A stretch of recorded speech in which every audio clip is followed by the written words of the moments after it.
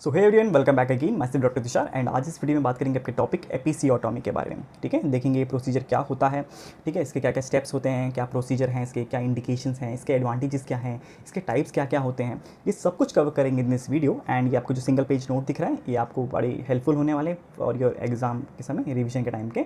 तो आप इसे भी डाउनलोड कर सकते हैं फ्री ऑफ कॉस्ट हमारे टेलीग्राम, व्हाट्सअप या नोट्स वाला साइट से, जिसके लिंक नीचे डिस्क्रिप्शन में है, तो वहाँ से चेकआउट कर लेना। ठीक है, एंड हाँ, चैनल पर नए हो तो प्लीज़ यार वीडियो को लाइक कर दो, शेयर कर दो अपने फ्रेंड्स के साथ, एंड हाँ, सब्सक्राइब जरूर से कर लेना। ठीक है, क्योंकि आपको ऐसे ही कंटेंट मिलते जाएंगे हमारे चैनल पे।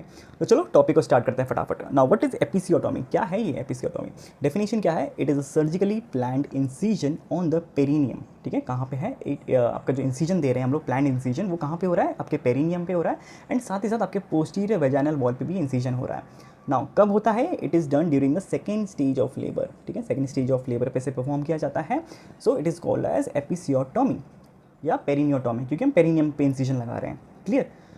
It is in fact inflicted second degree perineal tear. ठीक है, आपकी जो पेरिनियल टेयर होती है या पेरिनियल इंजरी होती है, उसके भी डिग्रीज होते हैं, first degree, second degree, third degree, fourth degree. तो जो सेकंड डिग्री वाला जो पेरिनियल टेयर होता है या इंजरी होती है, वो इसके इक्विवेलेंट है। Clear?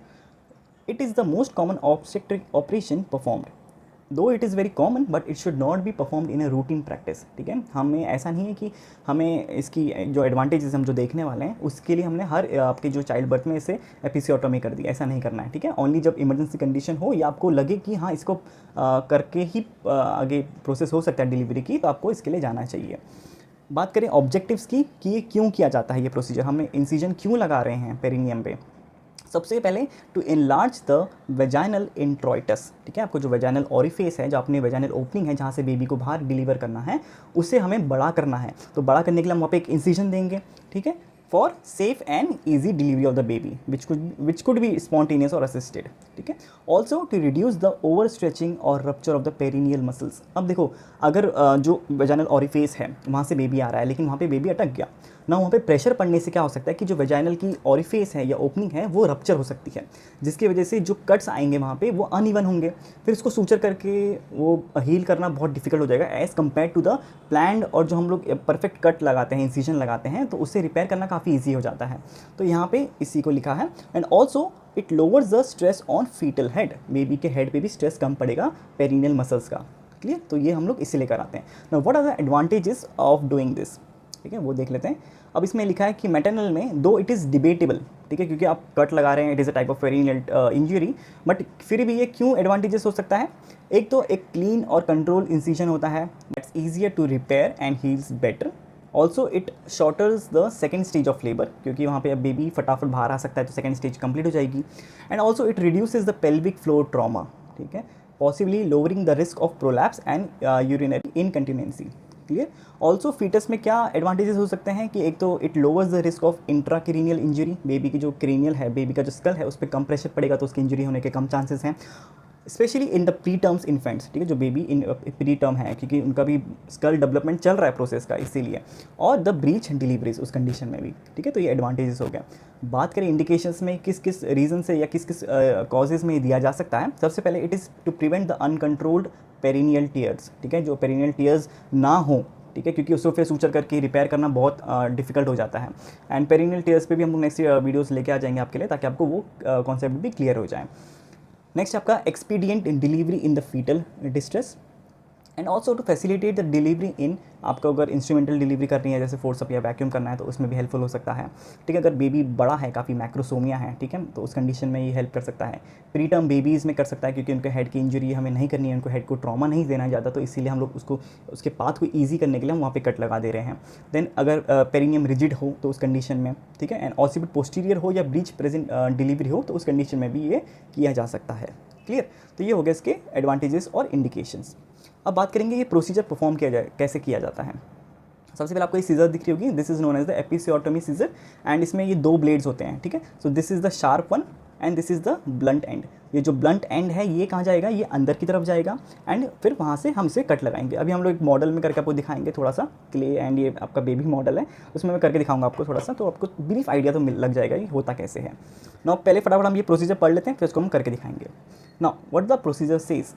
एपिसियोटॉमी is best perform at crowning. जब आपको क्राउनिंग दिखे तो उस टाइम पे आपको ये प्रोसीजर करना चाहिए।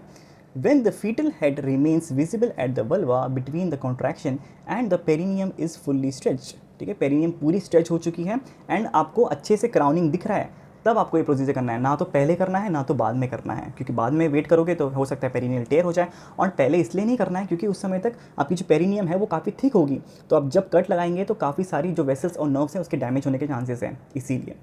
Now the women is position in lithotomy, the perineum is cleaned aseptically and 1% lignocaine आपको देना है, ठीक है, ताकि सेंसेशंस वहाँ की हट चले जाएँ। Is infiltrate in the vaginal mucosa, perineal muscles and the skin for local anaesthesia.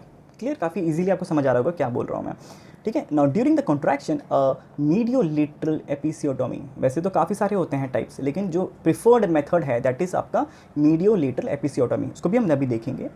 Is made at 60 degrees from the posterior fourchette using the episiotomy scissors in one smooth stroke when the perineum is stretch to minimise the uncontrolled tearing, ठीक है।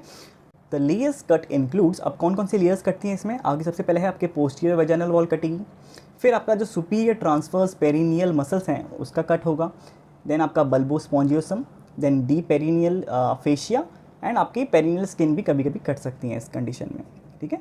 Then control delivery of the baby is done using the perineal support techniques, जैसे आपके modified Ritgen's manoeuvre, followed by delivery of the placenta and careful inspection of the episiotomy site for bleeding extension rectum or sphincter, and उसके बाद आपको अच्छे से उसके suturing करके उससे अच्छे से बैंडेजिंग करना है ताकि वहाँ से कोई ब्लीडिंग ना हो, ठीक है। अब ये प्रोसीजर क्या हुआ, आपको मैक्सिमम तो समझ आ गया होगा, लेकिन आपको थोड़ा प्रैक्टिकली दिखाने के लिए हम क्या कर सकते हैं।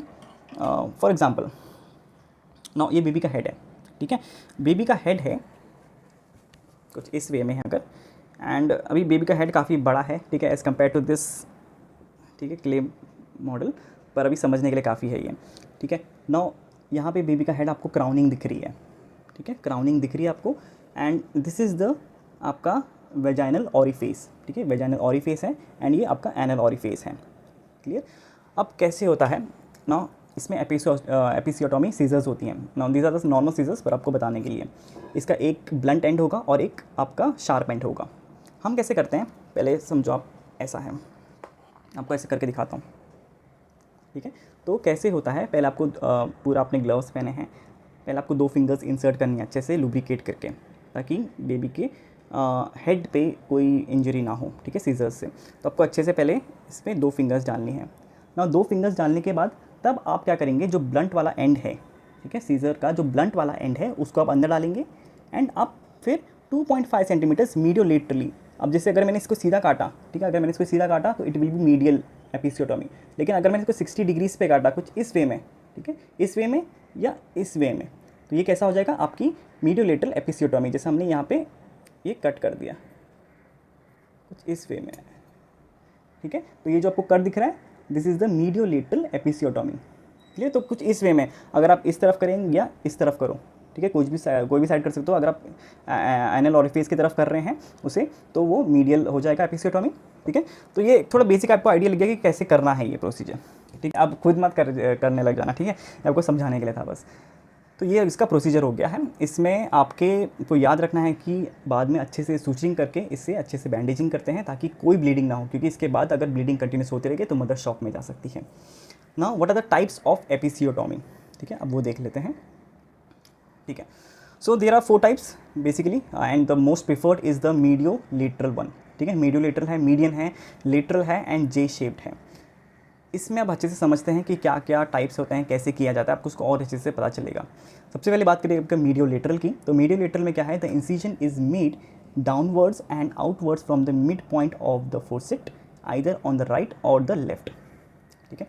आपको मैं इस डायग्राम के थ्रू दिखाता हूँ, थोड़ा और आपको अच्छे से समझ आएगा, पहले इसको पढ़ लेते हैं पूरा।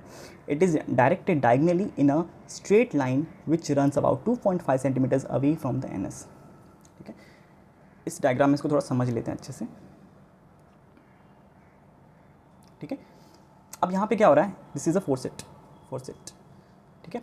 इस पॉइंट से हमने कैसे काटना है, आपको 60 डिग्रीज लेफ्ट या राइट जाना है, तो कुछ इस वे में,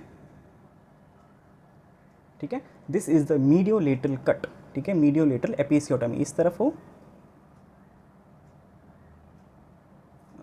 थोड़ा इसको स्ट्रेट कर देते हैं, इस वे में, ठीक है। एंड ये कितना है डिस्टेंस है इसका, 2.5 सेंटीमीटर्स डिस्टेंस है कहाँ से, आपके एनल ऑरिफिस से, ताकि वहाँ के जो स्पिंटर्स होते हैं उसको हम डिस्ट्रॉय नहीं करेंगे, ठीक है। तो ये एक टाइप का हो गया।